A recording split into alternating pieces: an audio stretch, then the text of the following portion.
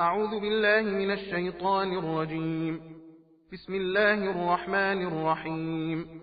والمحصنات من النساء إلا ما ملكت أيمانكم كتاب الله عليكم، وأحل لكم ما وراء ذلكم أن تبتغوا بأموالكم محصنين غير مسافحين، فما استمتعتم به منهن فآتوهن أجورهن فريضة، ولا جناح عليكم فيما تراضيتم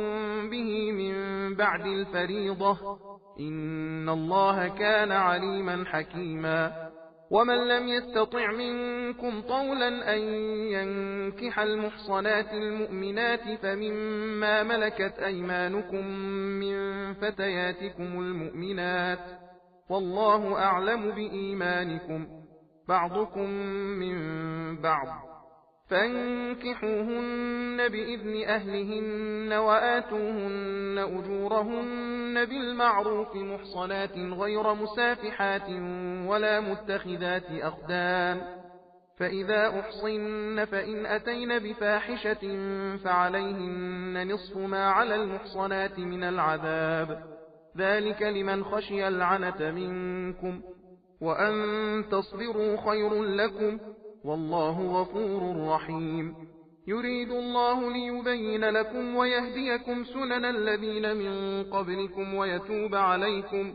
والله عليم حكيم. والله يريد أن يتوب عليكم ويريد الذين يتبعون الشهوات أن تميلوا ميلا عظيما. يريد الله أن يخفف عنكم، وخلق الإنسان ضعيفا. يا أيها الذين آمنوا لا تأكلوا أموالكم بينكم بالباطل إلا أن تكون تجارة عن تراض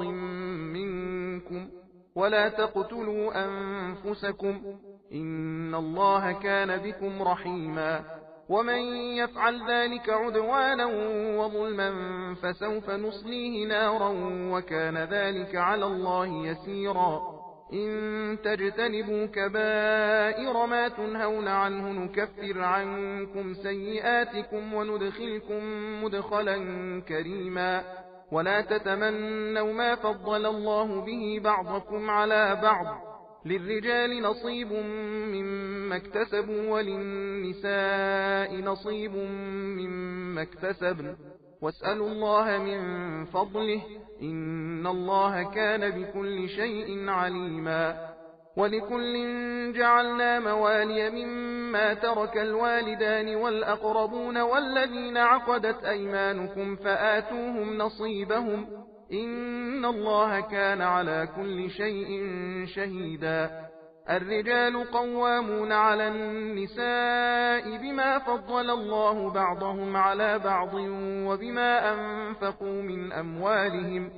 فالصالحات قانتات حافظات للغيب بما حفظ الله، واللاتي تخافون نشوزهن فعظوهن واهجروهن في المضاجع واضربوهن، فإن أطعنكم فلا تبغوا عليهن سبيلا، إن الله كان عليا كبيرا.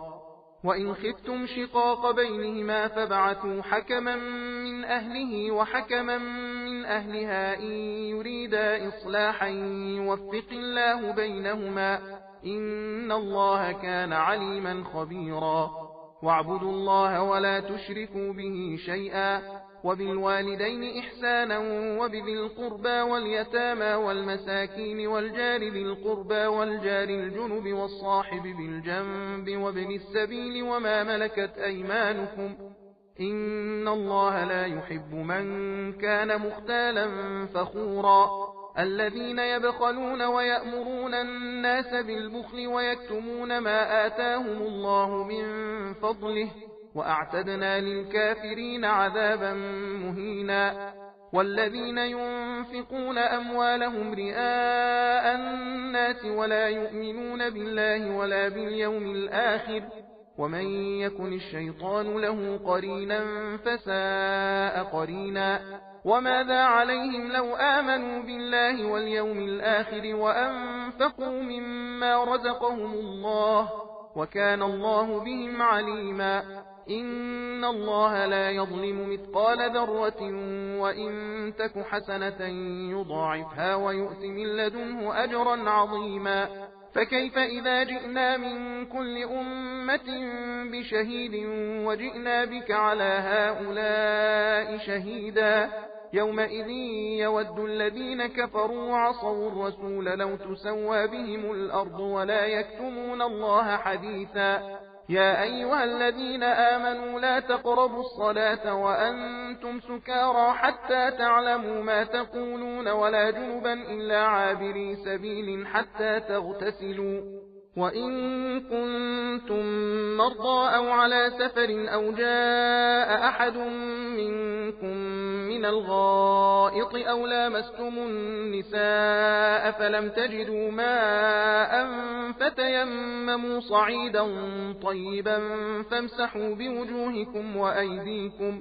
إن الله كان عفوا غفورا. ألم تر إلى الذين أوتوا نصيبا من الكتاب يشترون الضلالة ويريدون أن تضلوا السبيل والله أعلم بأعدائكم وكفى بالله وليا وكفى بالله نصيرا. من الذين هادوا يحرفون الكلم عن مواضعه ويقولون سمعنا وعصينا واسمع غير مسمع وراعنا ليا بألسنتهم وطعنا في الدين. ولو أنهم قالوا سمعنا وأطعنا واسمع وانظرنا لكان خيرا لهم وأقوم ولكن لعنهم الله بكفرهم فلا يؤمنون إلا قليلا. يا أيها الذين أوتوا الكتاب آمنوا بما نزلنا مصدقا لما معكم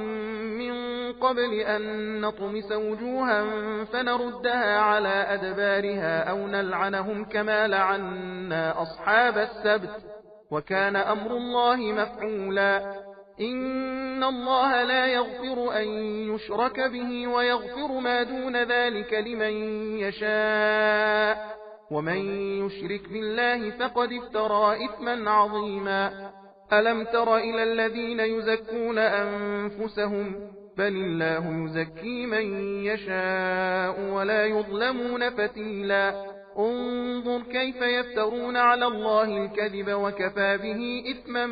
مبينا. ألم تر إلى الذين أوتوا نصيبا من الكتاب يؤمنون بالجبت والطاغوت ويقولون للذين كفروا هؤلاء أهدى من الذين آمنوا سبيلا. أولئك الذين لعنهم الله ومن يلعن الله فلن تجد له نصيرا. أم لهم نصيب من الملك فإذا لا يؤتون الناس نقيرا. أم يحسدون الناس على ما آتاهم الله من فضله فقد آتينا آل إبراهيم الكتاب والحكمة وآتيناهم ملكا عظيما. فمنهم من آمن به ومنهم من صد عنه وكفى بجهنم سعيرا. إن الذين كفروا بآياتنا سوف نصليهم نارا كلما نضجت جلودهم بدلناهم جلودا غيرها ليذوقوا العذاب إن الله كان عزيزا حكيما. والذين آمنوا وعملوا الصالحات سندخلهم جنات تجري من تحتها الأنهار خالدين فيها أبدا لهم فيها أزواج مطهرة وندخلهم ظلا ظليلا. إن الله يأمركم أن تؤدوا الأمانات إلى أهلها وإذا حكمتم بين الناس أن تحكموا بالعدل إن الله نعم يعظكم به إن الله كان سميعا بصيرا. يا أيها الذين آمنوا أطيعوا الله وأطيعوا الرسول وأولي الأمر منكم فإن تنازعتم في شيء فردوه إلى الله والرسول إن كنتم تؤمنون بالله واليوم الآخر ذلك خير وأحسن تأويلا. ألم تر إلى الذين يزعمون أنهم آمنوا بما أنزل إليك وما أنزل أنزل من قبلك يريدون أن يتحاكموا إلى الطاغوت وقد أمروا أن يكفروا به ويريد الشيطان أن يضلهم ضلالا بعيدا وإذا قيل لهم تعالوا إلى ما أنزل الله وإلى الرسول رأيت المنافقين يصدون عنك صدودا فكيف إذا أصابتهم مصيبة بما قدمت أيديهم ثم جاءوك يحلفون بالله إن أردنا إلا إحسانا وتوفيقا أولئك الذين يعلم الله ما في قلوبهم فأعرض عنهم وعظهم وقل لهم في أنفسهم قولا بليغا وما أرسلنا من رسول إلا ليطاع بإذن الله ولو أنهم إذ ظلموا أنفسهم جاءوك فاستغفروا الله واستغفر لهم الرسول لوجدوا الله توابا رحيما فلا وربك لا يؤمنون حتى يحكموك فيما شجر بينهم ثم لا يجدوا في أنفسهم حرجا مما قضيت ويسلموا تسليما ولو أنا كتبنا عليهم أن اقتلوا أنفسكم أو اخرجوا من دياركم ما فعلوه إلا قليل منهم ولو أنهم فعلوا ما يوعظون به لكان خيرا لهم وأشد تثبيتا وإذا لآتيناهم من لدنا أجرا عظيما ولهديناهم صراطا مستقيما ومن يطع الله والرسول فأولئك مع الذين أنعم الله عليهم من النبيين والصديقين والشهداء والصالحين وحسن أولئك رفيقا ذلك الفضل من الله وكفى بالله عليما يا أيها الذين آمنوا خذوا حذركم فانفروا ثبات أو انفروا جميعا وإن منكم لمن ليبطئن فإن أصابتكم مصيبة قال قد أنعم الله علي إذ لم أكن معهم شهيدا ولئن أصابكم فضل من الله ليقولن كأن لم تكن بينكم وبينه مودة يا ليتني كنت معهم فأفوز فوزا عظيما فليقاتل في سبيل الله الذين يشرون الحياة الدنيا بالآخرة ومن يقاتل في سبيل الله فيقتل أو يغلب فسوف نؤتيه أجرا عظيما وما لكم لا تقاتلون في سبيل الله والمستضعفين من الرجال والنساء والولدان الذين يقولون ربنا أخرجنا من هذه القرية الظالم أهلها واجعل لنا من لدنك وليا واجعل لنا من لدنك نصيرا الذين آمنوا يقاتلون في سبيل الله والذين كفروا يقاتلون في سبيل الطاغوت فقاتلوا أولياء الشيطان إن كيد الشيطان كان ضعيفا ألم تر إلى الذين قيل لهم كفوا أيديكم وأقيموا الصلاة وآتوا الزكاة فلما كتب عليهم القتال إذا فريق منهم يخشون الناس كخشية الله أو أشد خشية وقالوا ربنا لم كتبت علينا القتال لولا أخرتنا إلى أجل قريب قل متاع الدنيا قليل والآخرة خير لمن اتقى ولا تظلمون فتيلا أينما تكونوا يدرككم الموت ولو كنتم في بروج مشيدة وإن تصبهم حسنة يقولوا هذه من عند الله وإن تصبهم سيئة يقولوا هذه من عندك قل كل من عند الله فما لهؤلاء القوم لا يكادون يفقهون حديثا ما أصابك من حسنة فمن الله وما أصابك من سيئة فمن نفسك وأرسلناك للناس رسولا وكفى بالله شهيدا من يطع الرسول فقد أطاع الله ومن تولى فما أرسلناك عليهم حفيظا ويقولون طاعة فإذا برزوا من عندك بيت طائفة منهم غير الذي تقول والله يكتب ما يبيتون فأعرض عنهم وتوكل على الله وكفى بالله وكيلا أفلا يتدبرون القرآن ولو كان من عند غير الله لوجدوا فيه اختلافا كثيرا وإذا جاءهم أمر من الأمن أو الخوف أذاعوا به ولو ردوه إلى الرسول وإلى أولي الأمر منهم لعلمه الذين يستنبطونه منهم ولولا فضل الله عليكم ورحمته لاتبعتم الشيطان إلا قليلا فقاتل في سبيل الله لا تكلف إلا نفسك وحرض المؤمنين عسى الله أن يكف بأس الذين كفروا والله أشد بأسا وأشد تنكيلا من يشفع شفاعة حسنة يكن له نصيب منها ومن يشفع شفاعة سيئة يكن له كفل منها وكان الله على كل شيء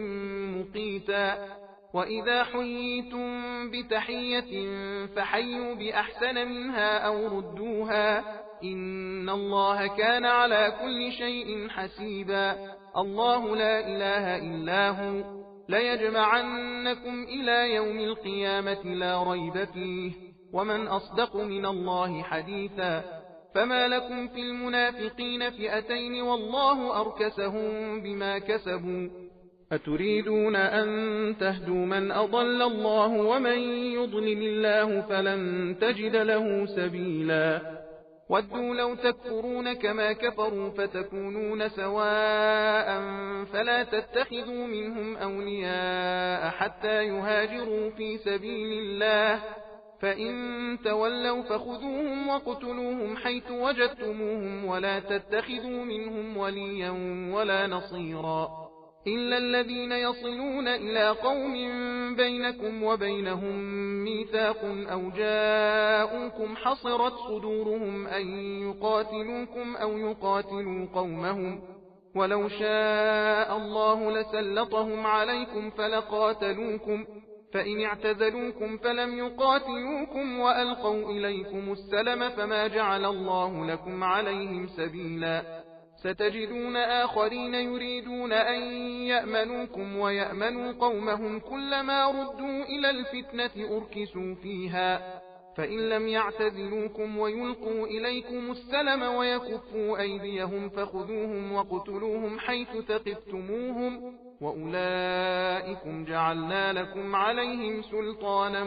مبينا وما كان لمؤمن أن يقتل مؤمنا إلا خطأ ومن قتل مؤمنا خطأ فتحرير رقبة مؤمنة ودية مسلمة إلى أهله إلا أن يصدقوا فإن كان من قوم عدو لكم وهو مؤمن فتحرير رقبة مؤمنة وإن كان من قوم بينكم وبينهم ميثاق فدية مسلمة إلى أهله وتحرير رقبة مؤمنة فمن لم يجد فصيام شهرين متتابعين توبة من الله وكان الله عليما حكيما ومن يقتل مؤمنا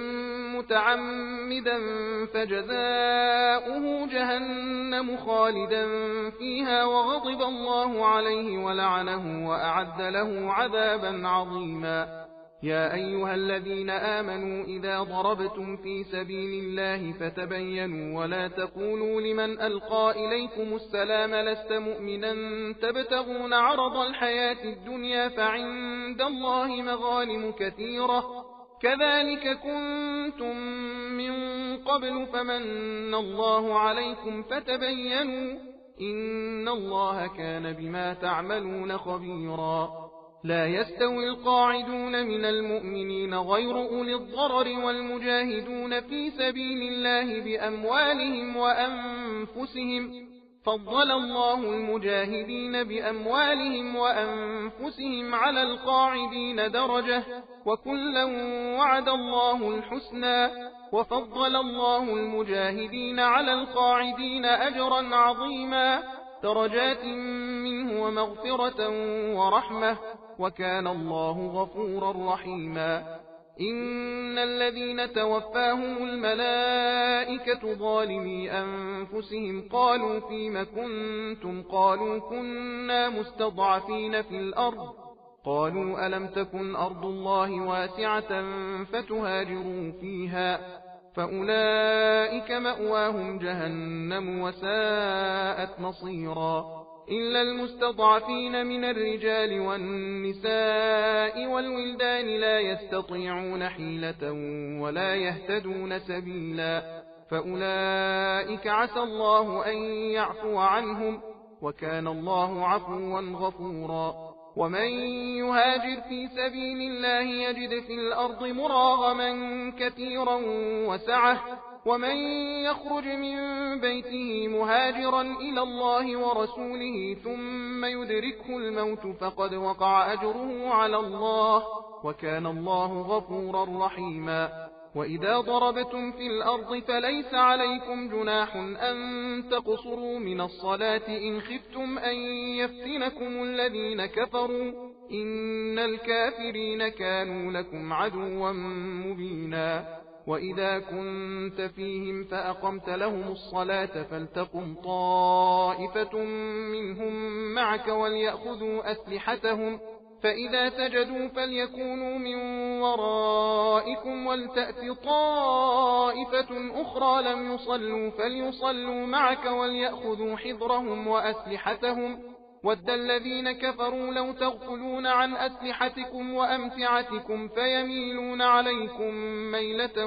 واحدة، ولا جناح عليكم إن كان بكم أذى من مطر أو كنتم مرضى أن تضعوا أسلحتكم وخذوا حذركم، إن الله أعد للكافرين عذابا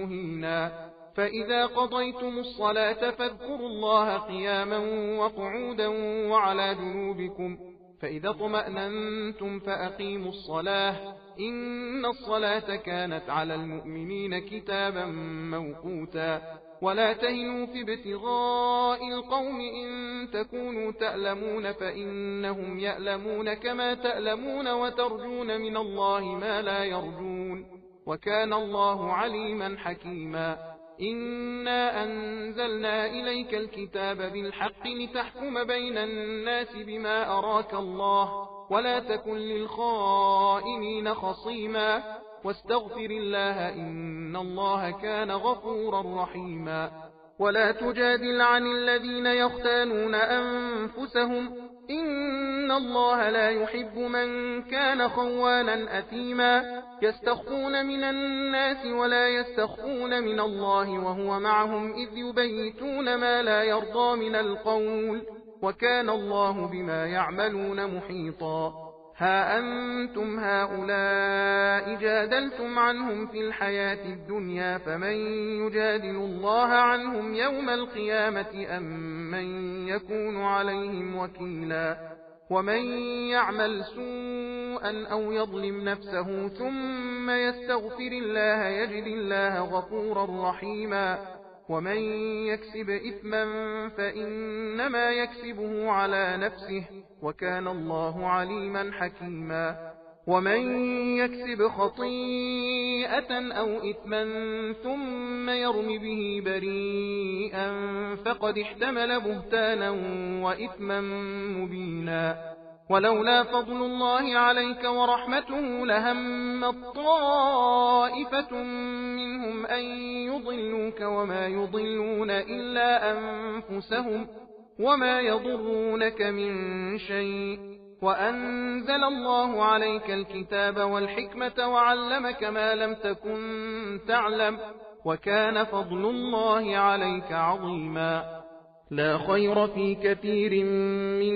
نجواهم إلا من أمر بصدقة أو معروف أو إصلاح بين الناس، ومن يفعل ذلك ابتغاء مرضات الله فسوف نؤتيه أجرا عظيما. ومن يشاقق الرسول من بعد ما تبين له الهدى ويتبع غير سبيل المؤمنين نوله ما تولى ونصله جهنم وساءت مصيرا. إن الله لا يغفر أن يشرك به ويغفر ما دون ذلك لمن يشاء ومن يشرك بالله فقد ضل ضلالا بعيدا إن يدعون من دونه إلا إناثا وإن يدعون إلا شيطانا مريدا لعنه الله وقال لأتخذن من عبادك نصيبا مفروضا ولأضلنهم ولأمنينهم ولآمرنهم فليبتكن آذان الأنعام ولآمرنهم فليغيرن خلق الله ومن يتخذ الشيطان وليا من دون الله فقد خسر خسرانا مبينا يعدهم ويمنيهم وما يعدهم الشيطان إلا غرورا أولئك مأواهم جهنم ولا يجدون عنها محيصا والذين آمنوا وعملوا الصالحات سندخلهم جنات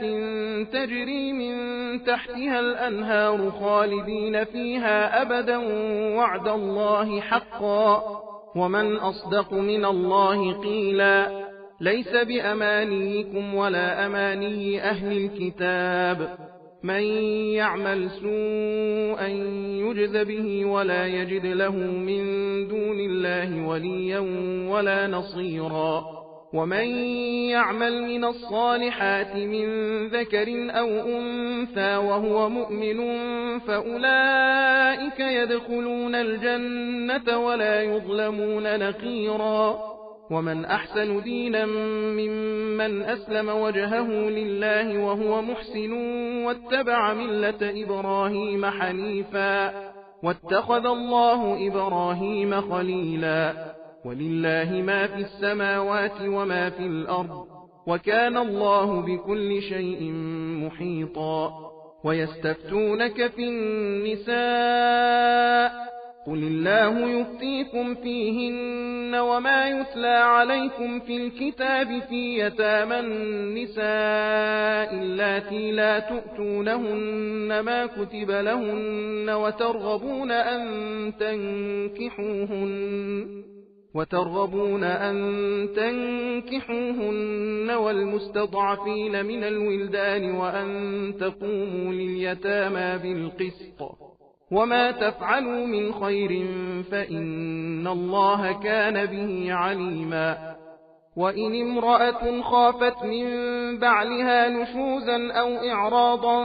فلا جناح عليهما أن يصلحا بينهما صلحا والصلح خير وأحضرت الأنفس الشح وإن تحسنوا وتتقوا فإن الله كان بما تعملون خبيرا ولن تستطيعوا أن تعدلوا بين النساء ولو حرصتم فلا تميلوا كل الميل فتذروها كالمعلقة وإن تصلحوا وتتقوا فإن الله كان غفورا رحيما وإن يتفرقا يغني الله كلا من سعته وكان الله واسعا حكيما ولله ما في السماوات وما في الأرض ولقد وصينا الذين أوتوا الكتاب من قبلكم وإياكم أن اتقوا الله وإن تكفروا فإن لله ما في السماوات وما في الأرض وكان الله غنيا حميدا ولله ما في السماوات وما في الأرض وكفى بالله وكيلا إن يشأ يذهبكم أيها الناس ويأت بآخرين وكان الله على ذلك قديرا من كان يريد ثواب الدنيا فعند الله ثواب الدنيا والآخرة وكان الله سميعا بصيرا يا أيها الذين آمنوا كونوا قوامين بالقسط شهداء لله ولو على أنفسكم أو الوالدين والأقربين إن يكن غنيا أو فقيرا فالله أولى بهما فلا تتبعوا الهوى أن تعدلوا وإن تلووا أو تعرضوا فإن الله كان بما تعملون خبيرا. يا أيها الذين آمنوا بالله ورسوله والكتاب الذي نزل على رسوله والكتاب الذي أنزل من قبل، ومن يكفر بالله وملائكته وكتبه ورسله واليوم الآخر فقد ضل ضلالا بعيدا.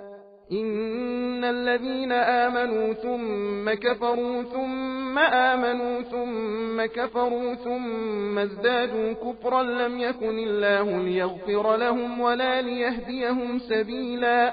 بشر المنافقين بأن لهم عذابا أليما. الذين يتخذون الكافرين أولياء من دون المؤمنين أيبتغون عندهم العزة فإن العزة لله جميعا. وقد نزل عليكم في الكتاب أن إذا سمعتم آيات الله يكفر بها ويستهزأ بها فلا تقعدوا معهم حتى يخوضوا في حديث غيره إنكم إذا مثلهم. إن الله جامع المنافقين والكافرين في جهنم جميعا. الذين يتربصون بكم فإن كان لكم فتح من الله قالوا ألم نكن معكم وإن كان للكافرين نصيب قالوا ألم نستحوذ عليكم ونمنعكم من المؤمنين. فالله يحكم بينكم يوم القيامة ولن يجعل الله للكافرين على المؤمنين سبيلا. إن المنافقين يخادعون الله وهو خادعهم وإذا قاموا إلى الصلاة قاموا كسالى يراءون الناس ولا يذكرون الله إلا قليلا. مذبذبين بين ذلك لا إله هؤلاء ولا إله هؤلاء ومن يضلل الله فلن تجد له سبيلا. يا أيها الذين آمنوا لا تتخذوا الكافرين أولياء من دون المؤمنين. أتريدون أن تجعلوا لله عليكم سلطانا مبينا. إن المنافقين في الدرك الأسفل من النار ولن تجد لهم نصيرا. إلا الذين تابوا وأصلحوا واعتصموا بالله وأخلصوا دينهم لله فأولئك مع المؤمنين وسوف يؤتي الله المؤمنين أجرا عظيما. ما يفعل الله بعذابكم إن شكرتم وآمنتم وكان الله شاكرا عليما. صدق الله العلي العظيم.